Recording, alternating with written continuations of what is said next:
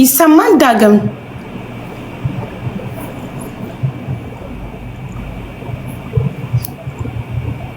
ይሰማል። አብዬ እንዴት ነሽ? አለን። ሰላም ነህ? እግዚአብሔር ይመስገን። እንዴት ናችሁ? አለን። ኮሜንት ላይ ታረቁ እያሉ እየጻፉ ነበር። ታርቃችኋል?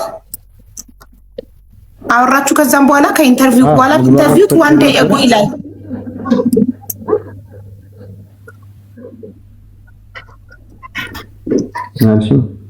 ኔትወርኩ ይቆራረጣል።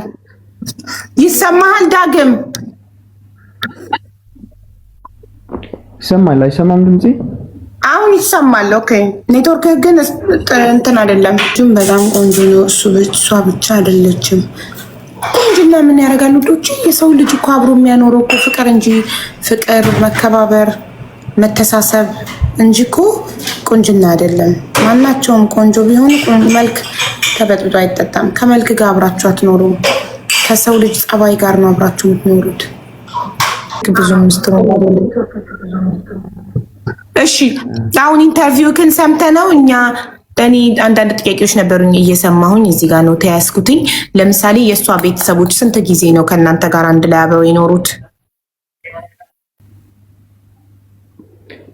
መጀመሪያ ወንድሟ ወደ 3 ወር ምናምን አካባቢ አብሮን ነበረ። ከዛ በኋላ አባቱን ድምጽ ካይሰማም ዳግም አይሰማም? ድምጽ ካይሰማም ያ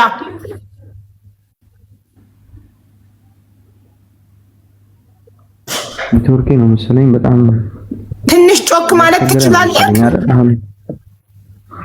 5 ወር አካባቢ 5 ወር። ኦኬ። እሺ ከአንተ ከቤት ውጪ ብለህ አባራሃታል?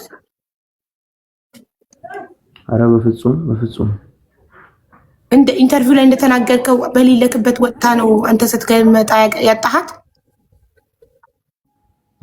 እኔ ከአደጋው በኋላ በ13ኛው ቀን እኔ ለዚህ ጉዳይ ሽምግልና የሚሆኑኝ ሰዎች ፍለጋ በወጣሁበት ከቤት ነው ያጣኋት። እኔ አይደለሁም ለጉዳይ ባጃጅ ስልክ ባጃጁ ነው ቀድሞ ቤት ሄዶ ቼክ ሲያደርግልኝ የለችም። እጄም ቼክ ሳደርገው ቤቱ ባዶ ነው፣ የለችም እሷ። ኦኬ እሺ። እሷ እንዳለችው አሁን ማን ነው ይሄ የእግረኛው ሚዲያ ጋዜጠኛ ተክለ ሃይማኖት ሲጠይቃት እንዳለችው ከጓደኞቿ ጋር ፍቅሬ ምናምን እያልክ ትጻጻፍ ነበር ቴክስት? ኧረ እኔ ምን አይነት ነገር እንደፈጠረች አላውቅም። እግዚአብሔርን በዚህ ደረጃ እኔ እንጃ። እንደዛ ጋር እንደጠቀስኩት በቃ አንድ ጓደኛዋ በሰዓቱ ያገናኘችን ጓደኛ ህይወት እንዴት ነው እንዴት ሆነላችሁ በርቱ ምናምን የሚል ትደውላለች። በምን እንደተቀያየሙ አላውቅም። ከሷም ጋር ከኔም ጋር ነበር የምትደዋወለው። ከዛ ከኔ ጋር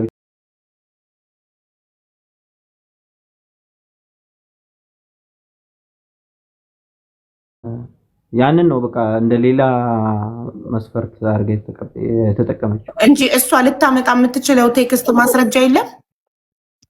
እርግጠኛ ነህ? እንግዲህ ካመጣች እኔ ልፈርበት። ኦኬ እሺ። ለጓደኞቿ ለየትኛዋ ጓደኛዋ እንደሆነ አልጠቀሰችም። ብቻ ለጓደኞቼ እኔ ድሮም አላማዬ እሷን አስረግዞ መተው ነበረ ብላለችና ይህን ነገር ብለሃል?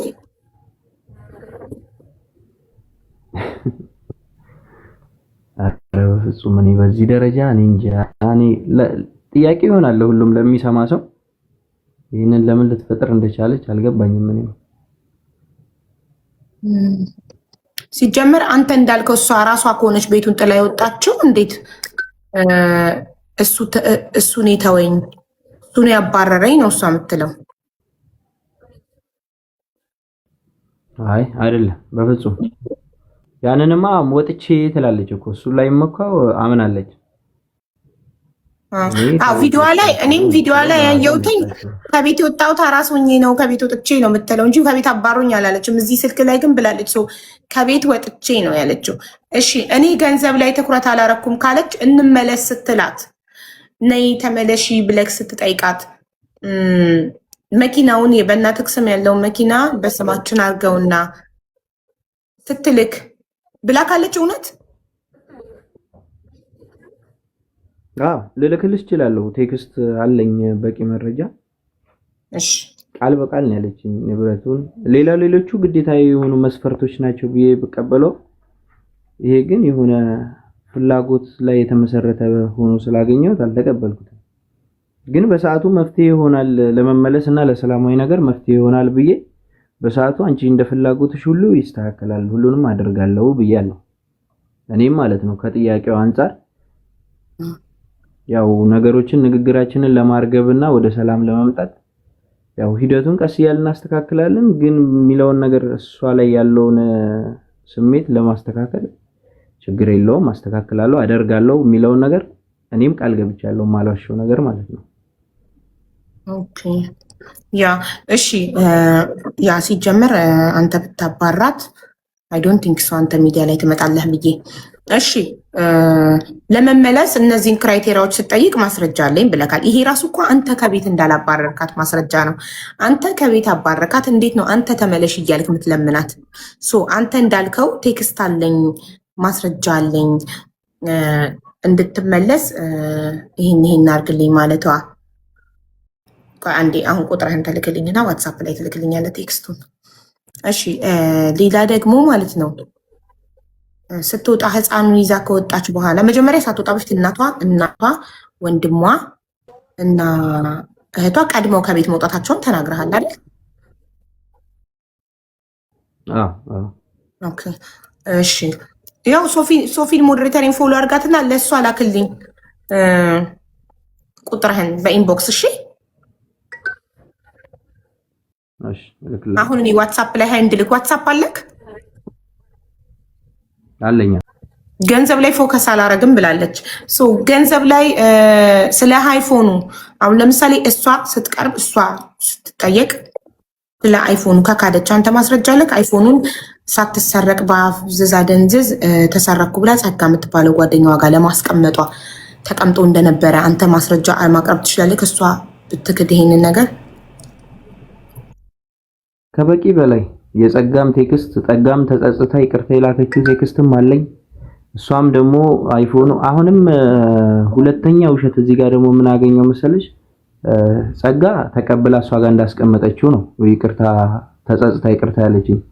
እሷ ደግሞ አዲስ አበባ ለሰው ሸጣ መልሳ አዲስ እንደገዛችው ነው ለኔ ነገረችኝ። በዚህ ደረጃ ነው ቴክስቶች አሉኝ። ይሄንንም አንድ ላይ አጣቅሼ ልክልሻለሁ። በጣም ጥሩ እሺ። አንዲት አንድ ሰው እኔ ገንዘብ ላይ ትኩረት አላደርግም ካለ፣ እኔ የገንዘብ ሰው አይደለሁም ገንዘብ ወዳድ አይደለሁም ካለ ለምንድን ነው ከባሉ አይፎን ደብቆ ጓደኛ ጋር የሚያስቀምጠውና ተሰረቅኩ የሚለው? አይፎን ማቴሪያል አይደለም ገንዘብ አይደለም ጋይስ። ገንዘብ ላይ ፎከስ አላደርግም እኔ የገንዘብ ወዳድ አይደለሁም የገንዘብ ሰው አይደለሁም ካለ ግን አንተ እንዳይጠፋ ቴክስቱ ወደ ሌላ ስልክ ፎርዋርድ አድርገዋል ኦር ስክሪንሾት አድርጋ አስቀምጠቀዋል አለኝ። ኧረ በስርዓት ያስፈልጉኛል ብዬ ያሰብኳቸው መረጃዎች በስርዓት ነው ያስቀምጥኳቸው።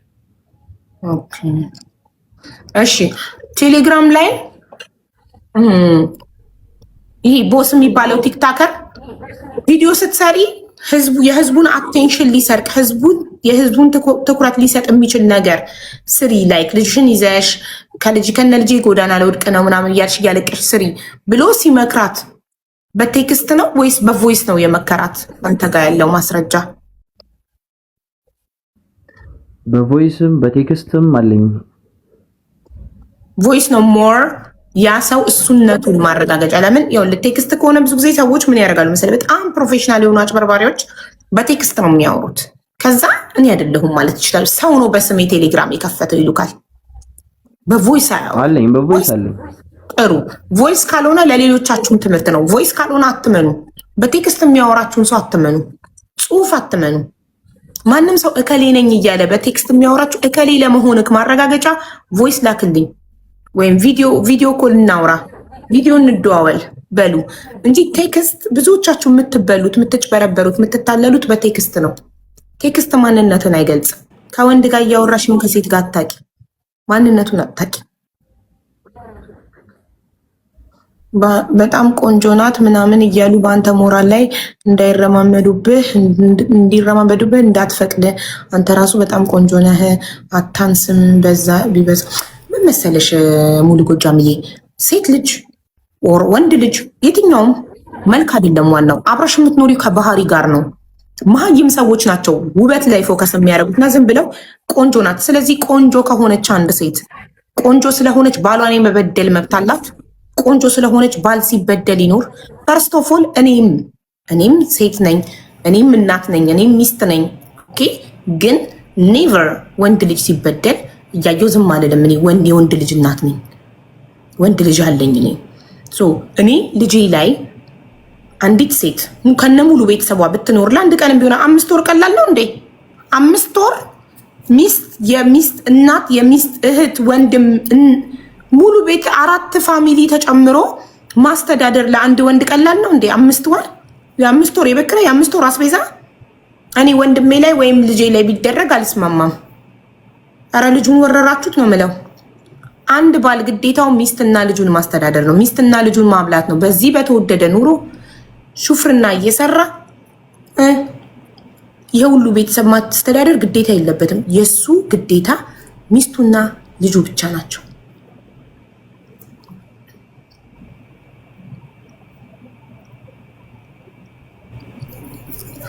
አንዴ ዳግም ቁጥርህን ለሶፊ ላክላት።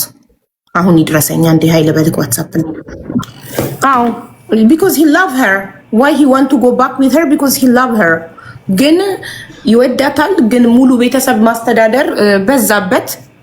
ስለዚህ አሁን እነዚህ ሰዎች የተጋጩት በምንድነው? በገንዘብ ነው ማለት እሷ ቤተሰቦቿን እንዲያስተዳድርላት ትፈልጋለች። እሱ ደግሞ ከአቅሙ በላይ ነው። እሱን አንድ ሚስትና አንድ ልጁን ብቻ ነው ማስተዳደር የሚችለው።